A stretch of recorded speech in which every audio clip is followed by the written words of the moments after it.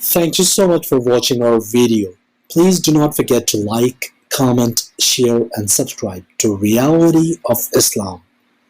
ROI کی speeches کو subscribe کر کے بیل آئیکن پر ضرور کلک کریں. جزاک اللہ. بسم اللہ الرحمن الرحیم. السلام علیکم ورحمۃ اللہ. حضرت ابو امامہ رضی اللہ تعالیٰ عنہ فرماتے ہیں کہ نبی پاک صلی اللہ علیہ وآلہ وسلم مسجد میں ایک شخص کے پاس سے گزرے جو پیٹ کے بل سویا ہوا تھا. آپ نے اسے پیر سے ٹھوکر دی اور فرمایا اٹھو، یہ جھنمی کا سونا ہے. ابن ماجہ.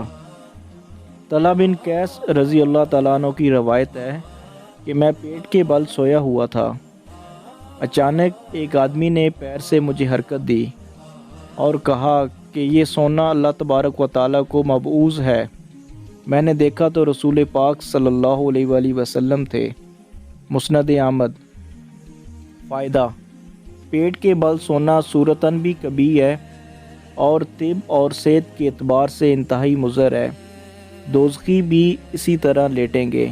اس لیے جن لوگوں کو اس طرح سونے کی عادت ہے انہیں چاہیے کہ وہ اپنی عادت کو تبدیل کریں اور ایک کروٹ کوشش یہ کریں کہ دائیں کروٹ کے اوپر سویا کریں. انشاءاللہ تعالی مزید ہماری ویڈیوز کے لیے ہمارے اس چینل کو ضرور سبسکرائب کریں.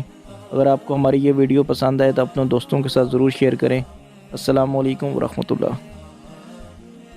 Thank you so much for watching our video. Please do not forget to like, comment, share and subscribe to Reality of Islam.